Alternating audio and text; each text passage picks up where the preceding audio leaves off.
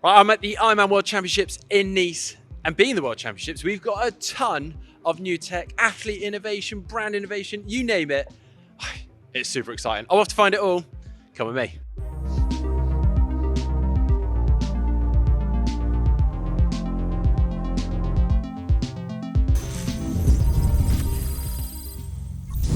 Okay, there's been a lot of noise this past week about Kristian and Gustav's suits for the Ironman World Championships. They're Surpas suits, and I have got them right here. There's actually two suits. They've been given two options. I'm going to start with this one on the table. This one has got a lot of the technology from the Insane 3 suit, so you can see that on the sleeves here. The main difference is the body. So we've got this really lightweight mesh fabric, which is really breathable. This is actually something that Gustav was pushing, partly for thermoregulation, but also you see it's got this closed zipper, and this material is super stretchy. So it'll give a lot more give sort of around the stomach area, which is something that he was pushing for, particularly when he's on the bike, really likes to sort of use his or breathe into his stomach. So there was that option, but the one you heard a lot of noise about is this one here. Now, at first glance, it looks like your normal suit, but actually, if you look closer, it's got lots of little tiny pinhole prick, 4,000 holes, in fact, which apparently a machine has done one by one. Now, as I say, first off, this was actually done for thermoregulation, but actually an added bonus of this was aerodynamic properties. So for Kristian, they found a 9-watt aerodynamic saving with this suit. On Gustav, annoyingly, a 14-watt saving, but actually, this is the suit that he was pushing for, obviously for that sort of expandability through the stomach area. So we'll just have to wait and see which one Gustav wears on race day, but it sounds like Kristian is going to be wearing this one. Now, these suits, obviously, they're in development with the athletes, working closely with them. These are hopefully going to be coming later next year, so watch this space. Right, I'm here now with Kristian Høgenhaug's race bike. This is the Quintana Roo VPRi. This was actually, well, released, I guess, a couple of years ago. Matt Hansen rode on it in 2023 here as well in Nice for the Ironman World Championships. So whilst not a new bike, the finish on this bike really is, and it's quite interesting. It's called a Speedcoat finish. Now, Quintana Roo wanted to shave as much weight as possible for this course, given the profile of it for Matt and for Kristian. But rather than leaving it raw and unfinished, or uncoated or unpainted, they decided to apply this quite special finish to it. So actually, I've had a little bit of a lesson here. Apparently, if you do leave the carbon fiber completely exposed, it can degrade in the UV. Now, ways around this are maybe to get a special UV resin, which will add weight. There's complications around that.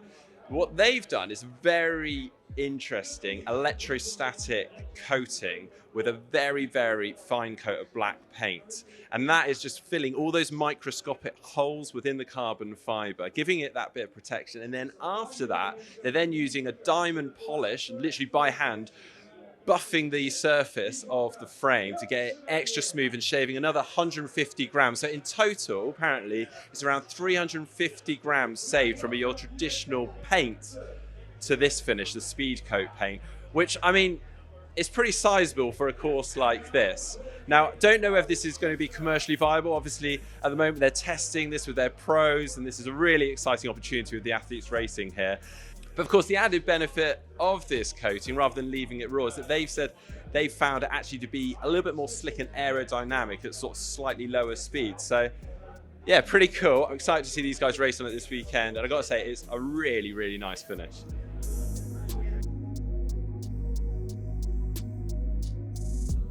We got a brand new shoe from Hoka here. It is the Mach X3. Now this sits below the top of the range Roka X3, which is their full carbon fiber plated shoe.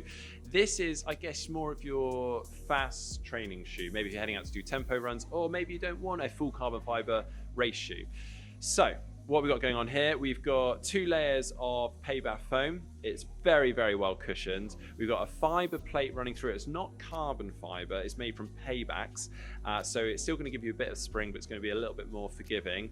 Other notable updates, the midsole is also a little bit cupped around the forefoot, so it's gonna make it a little bit more stable. And then also the upper is kind of like a knit design. So it's gonna, again, hug that foot, but a little bit more breathable. And one final update, they apparently actually made the heel cup a little bit stiffer. Apparently the X3, it was quite supple. So if you're doing a triathlon, trying to get it on transition, it made it quite difficult. So this actually cups the heel a little bit better. And then we've got this little kind of flared out bit so you can grip it as you're pulling it on. This has actually got a 5mm heel to toe drop. And as I say, launched just this last week and available for $190. Now, for those that aren't aware, Zoot is the brand behind the original Trisuit. And when I say original, literally the first ever Trisuit. And this is actually it. It was made by Kristian back in the day. I mean, it's super cool, isn't it? Quite basic, I guess, in terms of technology, but I guess innovative at the time. It was, as I say, the first Trisuit, so people didn't have to start changing between clothes between each leg. The chamois, though, it kind of just looks like a tea cloth from your kitchen. I hate to know how that feels. But we've gone forwards quite a lot over the years, and this is their brand new P1X Trisuit. I actually spotted Holly Lawrence and Sam Long racing in this recently. I wondered, what is this suit? It looks super cool. Here it is, it's just been released. We've got an ultra lightweight 3D weave through the body, which is obviously going to be super cool because it's very lightweight. We've got these aero sleeves, like we've seen on many other brands, with sort of ribbed effect and precision cut sleeves.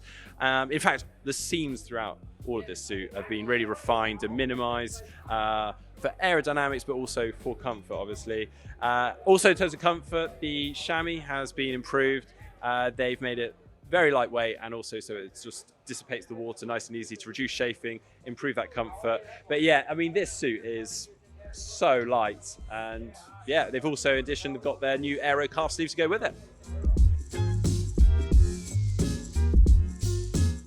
Right, ahead of race day, we're also getting a quick glimpse at some of the pro bikes. So here I've got Sam Laidlow's super lightweight Speedmax. Now this is Canyon's first triathlon raw paint job. I mean, when I say paint job, there is no paint job. There's no paint on it, no lacquer. These are actually stickers on there. They've also got titanium bolts and various other weight-saving methods throughout the bike, and in fact, saved around 1.5 kilos throughout this entire bike. That comes down to things like these lightweight cranks. We've got this lightweight riser, titanium going up through, and then this cover over it. All sorts of innovation. And yeah, just a super slick setup, isn't it? But I've actually done a deep dive on this bike, so stay tuned, it'll be coming very soon.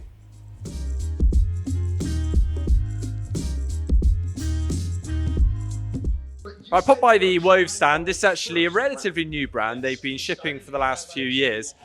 I've found their designs really interesting. I first spotted it on Rudy von Berg's bike, I believe, and a number of pros have actually been helping and testing behind the scenes since about 2018.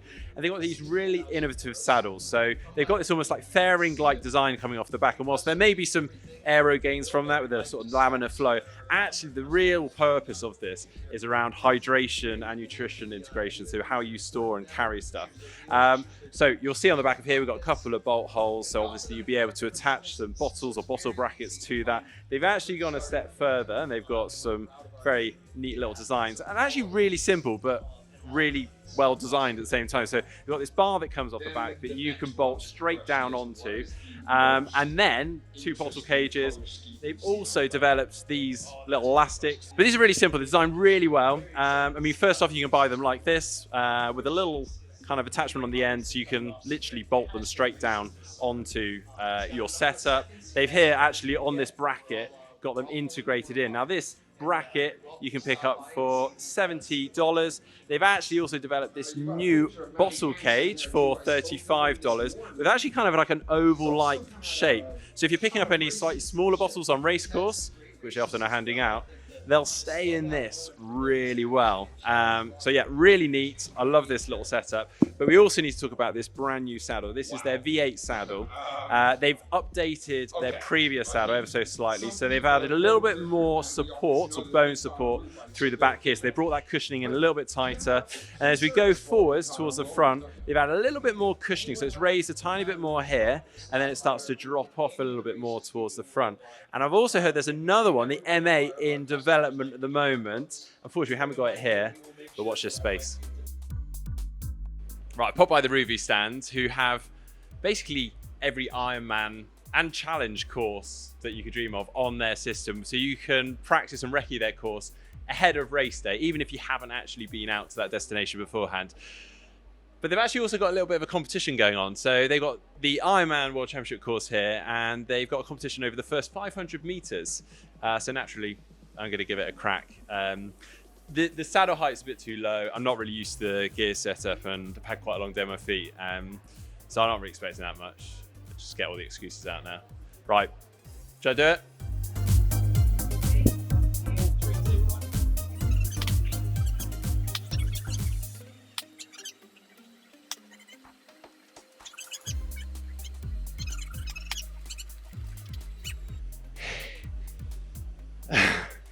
Right, I'm in second by apparently half a second, so I might go and take a caffeine gel and we'll come back in a bit.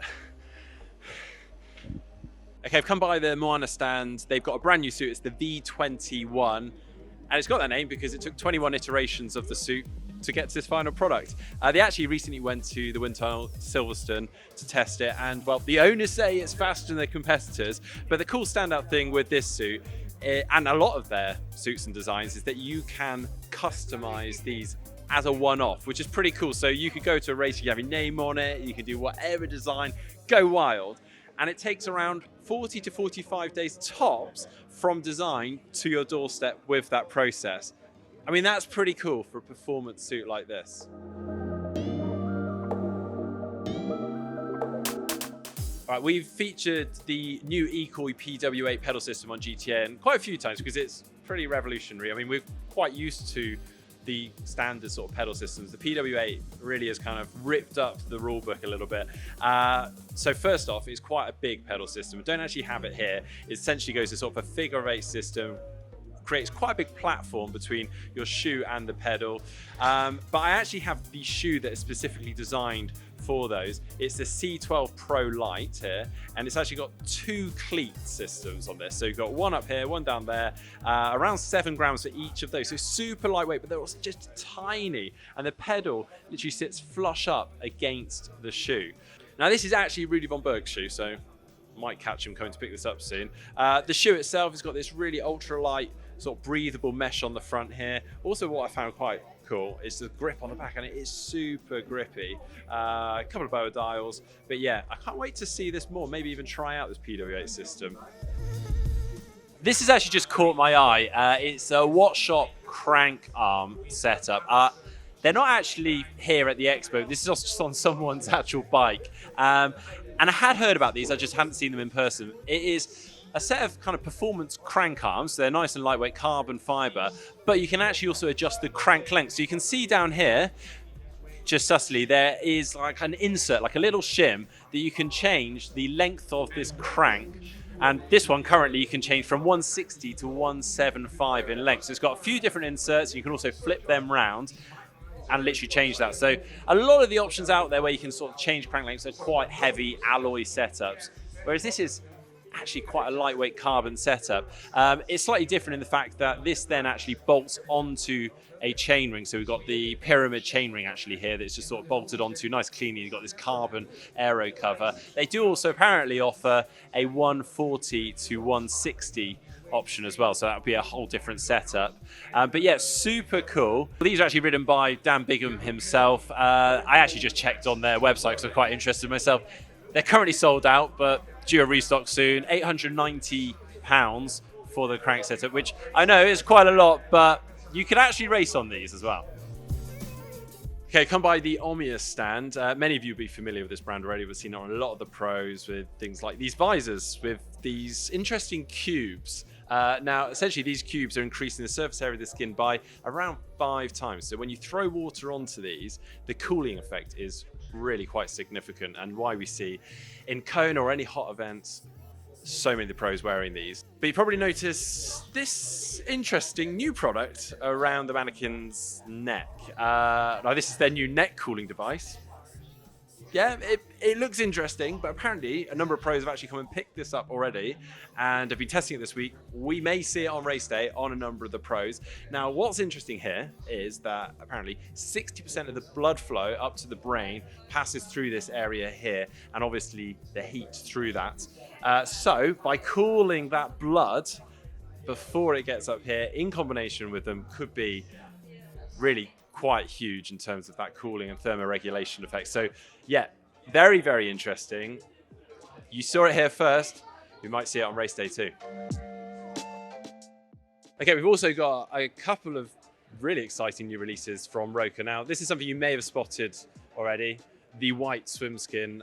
Magnus Ditlev actually wore it last year. It was actually his idea. So based off of their X3 Swimskin, which was a new and improved Swimskin, more flexibility in it through the fabric, but also super fast, hydrophobic, and in testing they say it's saving at least a few seconds per 100 with many swimmers. They developed this white Swimskin with him because he said he wanted something just to improve thermoregulation whilst racing. Whether it really does anything or not, maybe it's more psychological, we're not sure, but they've actually taken it one step further. They've changed the fabric in this too. So it's actually a slightly more densely woven material, but through that it gives a little bit more structure and support to the swimmer. So it's going to feel a tiny bit tighter when you wear it compared to this standard X3. It's probably more better suited to your slightly more experienced swimmers or faster swimmers who are looking for those finer margins. But even just the materials they've used in certain parts will stretch better one way than the other. I mean, I thought Swimskins were quite a simple design, but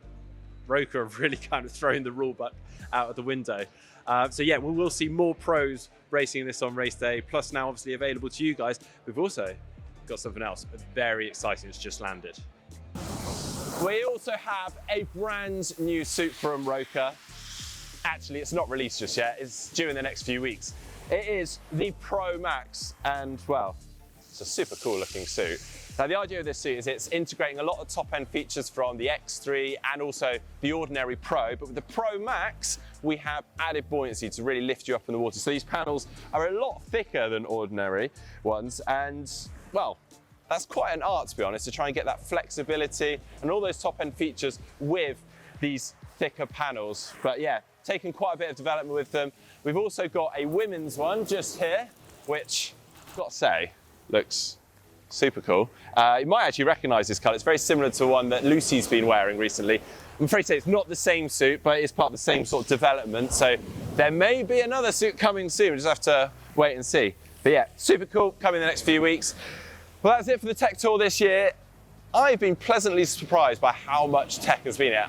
I wasn't sure there was going to be that much this year, but it's been amazing. Let me know which is your favorite bit of tech in the comment section down below. Hope you enjoyed this year's tech tour.